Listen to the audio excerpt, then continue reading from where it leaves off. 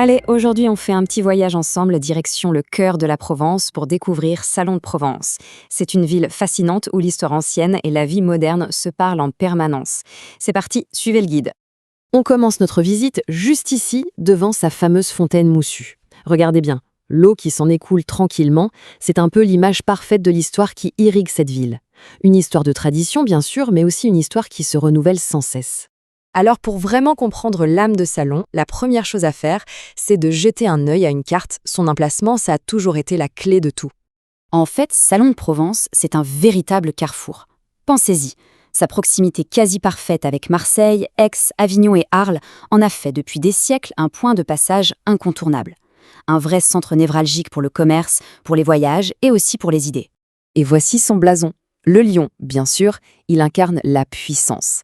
La fleur de lys, elle, rappelle le lien historique très fort avec la royauté française. Ce n'est pas juste un symbole, c'est une véritable carte d'identité gravée dans la pierre de l'histoire. Bon, maintenant qu'on a posé le décor, on va faire un petit bond dans le temps. On prend la direction du point le plus élevé de Salon, là où tout a vraiment commencé. Imaginez la vue depuis le château de l'Empéry. C'était l'ancien siège des archevêques d'Arles et de là-haut, ils ont veillé sur la ville pendant des siècles.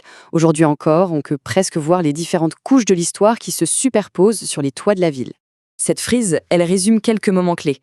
De la voie romaine qui passait juste à côté, à sa fondation au Moyen-Âge, en passant par l'époque de son plus célèbre habitant, Nostradamus, jusqu'au terrible séisme de 1909. Chaque date a laissé une trace. Ce qui est vraiment intéressant à cette période, c'est ce contraste. D'un côté, vous avez Nostradamus, tourné vers le mystique, la prophétie, et de l'autre, son contemporain, Adam de Craponne, un ingénieur ultra pragmatique qui a, lui, littéralement fait fleurir le désert. Ces deux hommes incarnent l'esprit de Salon, un mélange de vision et d'innovation bien concrète. Se promener à Salon, c'est passer sous des arches comme celle de la Porte de l'Horloge. Ce n'est pas juste un beau monument. Non, c'est littéralement une porte qui nous fait voyager dans le temps, un rappel permanent du passé si riche de la ville. Mais attention, Salon n'est pas du tout une ville-musée. On va voir maintenant comment, justement, elle s'appuie sur ce passé pour se projeter avec beaucoup d'ambition dans l'avenir. Et le point central de cette ambition, c'est ça, le réaménagement de la place Morgan. C'est l'exemple parfait de la manière dont Salon évolue. Ce n'est pas une simple rénovation, c'est une véritable réinvention de son cœur battant. Alors, concrètement, qu'est-ce que ça donne ? On a une place piétonne, des commerces modernes, des lieux de loisirs, de nouveaux services. C'est un espace qui a été complètement repensé pour la vie d'aujourd'hui. Un mélange de pratique et d'agréable, avec ce carrousel traditionnel qui ajoute une petite touche de charme. Très bien, mais alors, à quoi ressemble la vie à Salon aujourd'hui ? Plongeons un peu dans le quotidien et l'identité de cette ville moderne. Pour se donner une idée, en 2023, on comptait un peu plus de 44 000 habitants à Salon de Provence. C'est donc une communauté importante avec une vraie dynamique de ville. Et cette communauté, elle profite d'une belle qualité de vie. Cet équilibre, on le voit partout. D'un côté, le cœur civique qui bat autour de l'hôtel de ville, et de l'autre, des vrais poumons de verdure comme le parc de la Légion d'honneur. Parfait pour une pause au calme.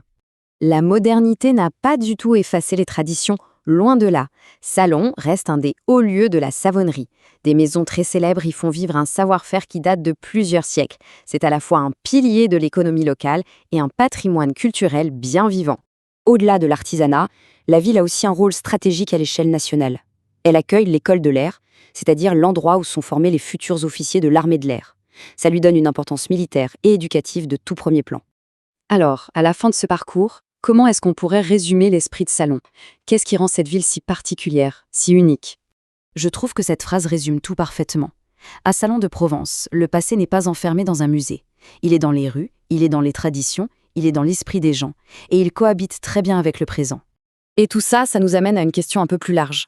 Comment une ville peut puiser dans son héritage, non pas comme une ancre qui la retiendrait, mais plutôt comme une fondation solide sur laquelle construire son avenir ? C'est une belle question à méditer.